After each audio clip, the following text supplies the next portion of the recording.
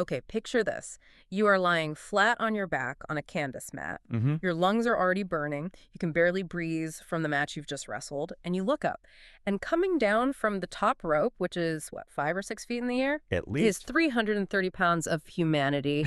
Gravity is doing its job. And this man, this literal human boulder, is about to crash directly onto your chest. It is not a pleasant image. In fact, it's a terrifying one. It is terrifying, but that is the daily reality for anyone stepping into the ring with the man we are talking about today. Bronson Reed. We are doing a deep dive into the career of Bronson Reed. And look, if you're tuning in right now, in February 2026, you absolutely know the name. He is everywhere on the Raw brand. Oh, yeah. He's fresh off that chaotic Royal Rumble performance. He's terrorizing the roster. He feels like a final boss in a video game. He does. It feels like he's finally reached the summit he's been climbing for, what, nearly 2 decades now? He is the king of monsters. Exactly. But what I didn't realize until we dug into this stack of sources, and we have articles from Japan, interviews from Australia, the whole 9 yards, is just how weird his path was. It's not a straight line at all. Not at all. We're talking about a guy who grounded out for 11 years on the independent circuit, made it to the big leagues, got fired, went to Japan to reinvent himself, and came back to beat the biggest names in the industry. It is a classic story of resilience, sure, but with a very modern and honestly a very violent twist. So let's unpack this. Our mission today is to trace how a kid from Adelaide, South Australia, went from wrestling in local community halls to pinning Roman Reigns. Where does this story actually start? It starts in Adelaide, South Australia, born Jermaine Haley in 1988. And right off the bat, before we even talk about his training, you have to look at his heritage. He is of Samoan descent. Which, in the world of pro wrestling, is practically royalty. It is. You look at the Inoue family, The Rock, Roman Reigns, the Usos, Solo Sikoa, there's a lineage of powerhouses there. So Reed has that in his DNA. He does. But interestingly, his athletic background wasn't just wrestling. The sources mention he played Australian rules, football, rugby, soccer. He was an all-around athlete. Okay, for the listeners who haven't watched Australian rules, football Aussie rules is chaos. Complete chaos. It's fast, it's physical, no pads, and you have to have incredible cardio. Exactly. And that is key to understanding Bronson Reed. When you see him now, at 330 pounds, he doesn't move like a lumbering giant. No, he's agile. He has this explosive agility. He can climb the ropes. He can move laterally. That comes from those sealed sports. He learned footwork before he learned how to take a bump. So despite the sports background, wrestling was the goal. He debuted way back in 2007. Yeah. And for the next 11 years, he was grinding as Jonah Rock or J-Rock. 11 years is a lifetime in athletic years, especially in wrestling, where every bump is a mini car crash. And looking at the notes, this wasn't exactly the glamorous life of private jets and catering, was it? Far from it. We're talking about the Australian independent scene in the late 2000s.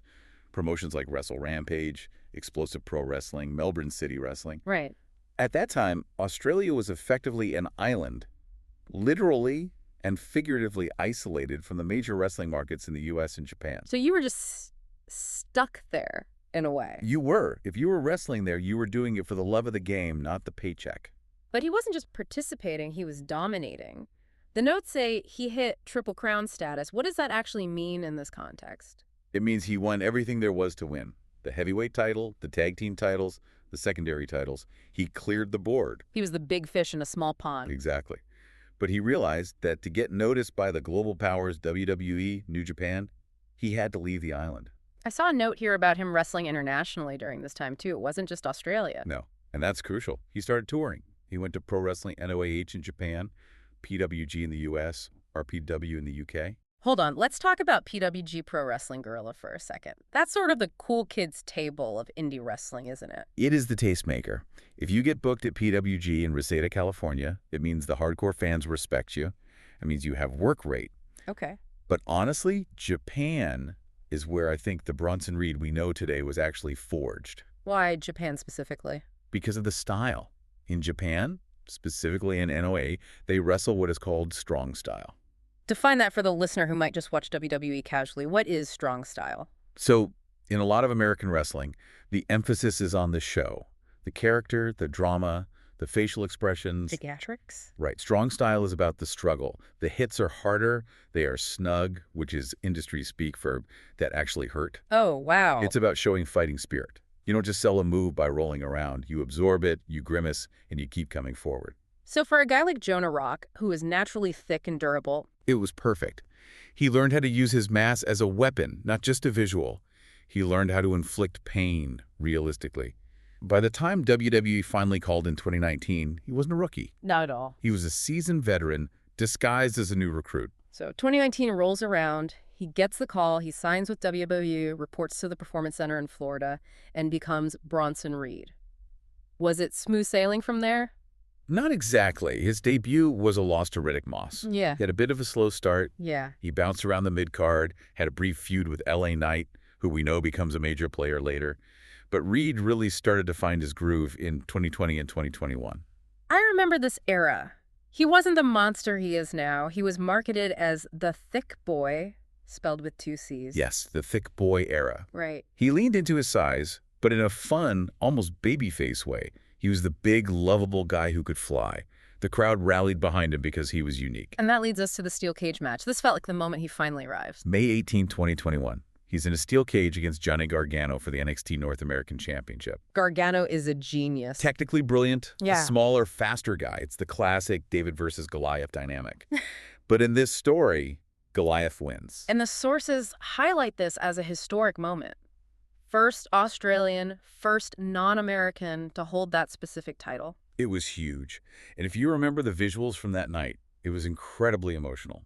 His wife, Paige, came into the ring to celebrate with him. I remember the confetti. There was confetti. It was presented as this deeply emotional, boyhood dream come true moment. He had arrived. He was a champion in WWE. It felt like tenure, like, okay, I made it, I'm safe. Exactly. And then the record scratch. The fall. August 2021, just a few months after winning that title and only 42 days after losing it, he gets released, fired, contract terminated. This is where the story usually ends for a lot of guys. Or at least where the major league story ends. Why did they cut him? He was popular, he was a champion. It didn't make sense to a lot of people at the time. Well, you have to look at the corporate context. At that specific time, WWE was going through a massive restructuring regarding NXT. Oh, right. NXT 2.0. They were changing their philosophy on who they recruited. They wanted younger, taller, collegiate athletes they could mold from scratch. Reed, despite being great, was an indie veteran in his 30s. He didn't fit the new spreadsheet. That has to be devastating. You grind for 14 years, you get the title, you get the confetti, and then you get a phone call saying, sorry, we're going in a different direction. It breaks people. We see it all the time. Guys get better, they go on podcasts and complain, or they go back to the local indies and just phone it in because they feel the dream is dead. But Bronson Reed didn't fade away. This is the part of the story that I think is the most impressive and honestly the most instructive for anyone listening. For sure. He didn't just go back to the indies and do the same old act. He reinvented himself. He went back to the name Jonah, and he went straight to New Japan Pro Wrestling and Impact Wrestling. And he didn't go there to be a good hand. He went there to be a monster. There is one specific match in the notes here that jumped out at me. The G1 Climax 32 tournament. He faces Kazuchika Okada. Okay, we need to pause on this because it cannot be overstated. Okay. For the listener who might not follow Japanese wrestling closely, the G1 Climax is the most prestigious tournament in the world. It is grueling.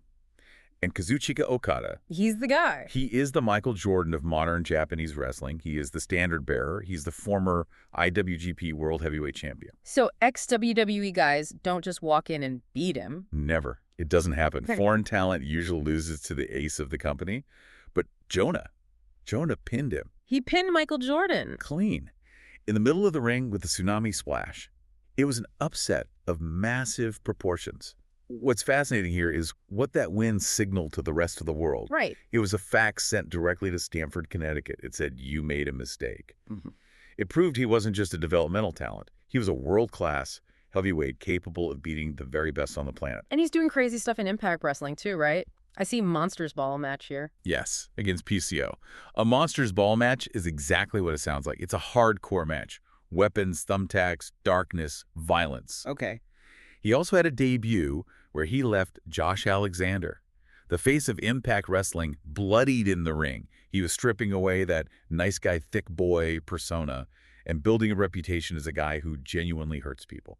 So he proves his point. He dominates Japan, he dominates Impact, and inevitably when you make yourself undeniable, the phone rings again. It always does. December 2022, he returns to WWE Raw. But this time, he's different. Yeah. He's not smiling. He came back as a mercenary.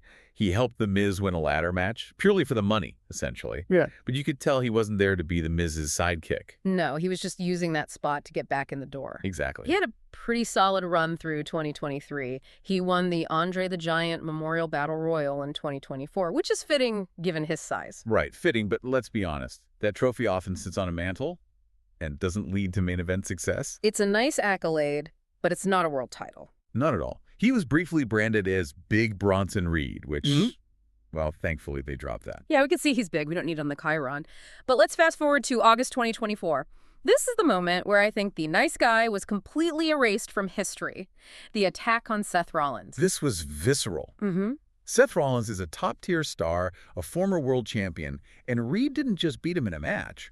He executed him. The notes emphasize the number 6. 6 tsunamis. Let's break down the physics of the tsunami again. We talked about it in the intro, but 6 times. Think about it. He climbs up, he jumps, he lands flat chest to chest.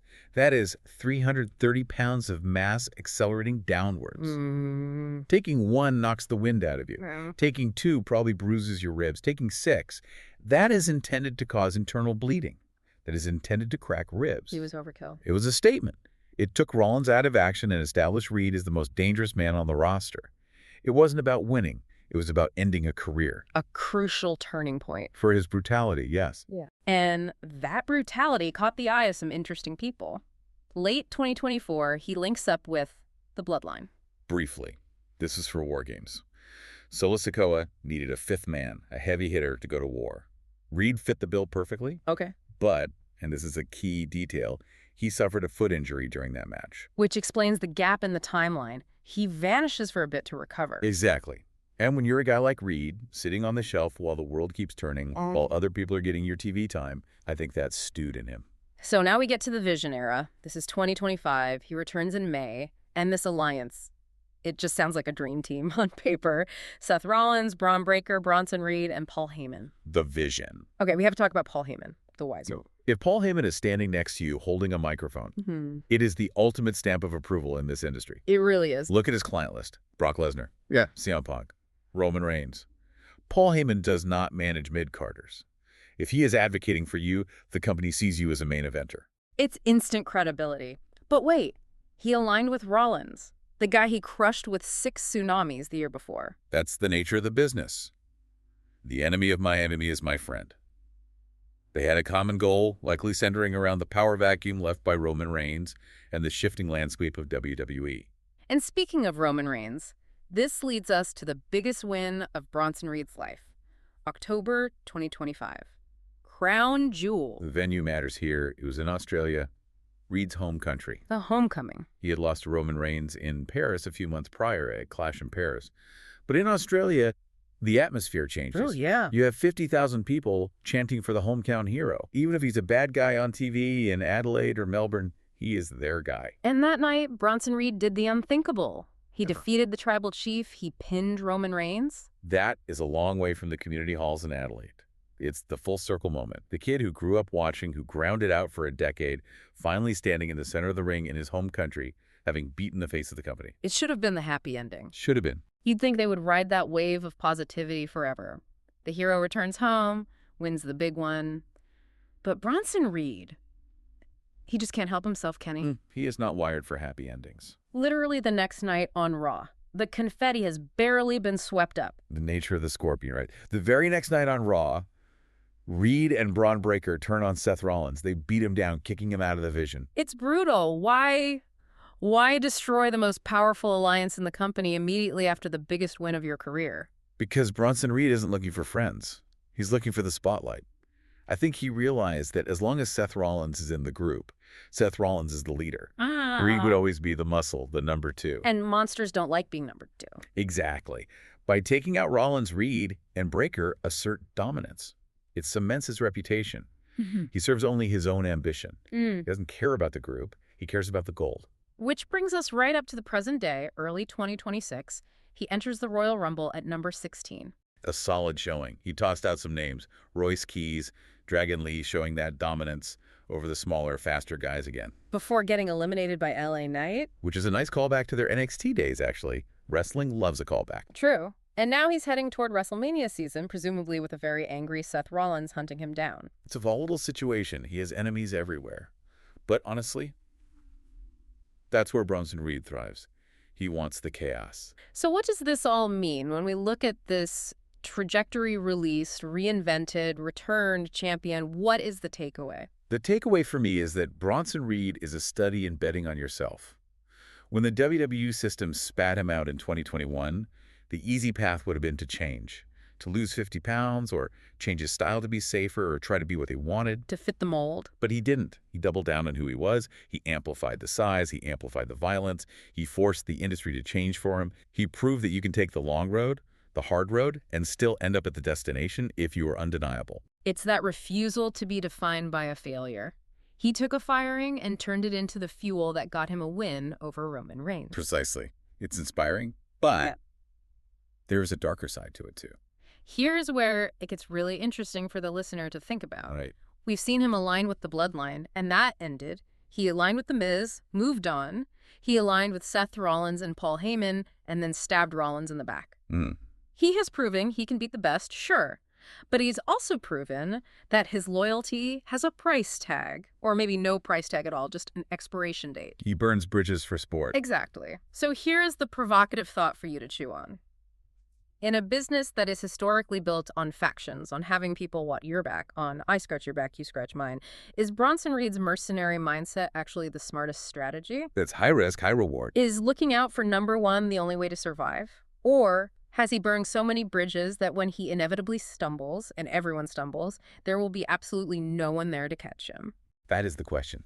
When you climb to the top by stepping on everyone else, it's a very lonely view, and usually a very long fall. A long fall, or maybe just a giant tsunami splash waiting to happen. That's all we have for this deep dive into the Monster of Oz, Bronson Reed. Thanks for listening, and we'll catch you on the next one.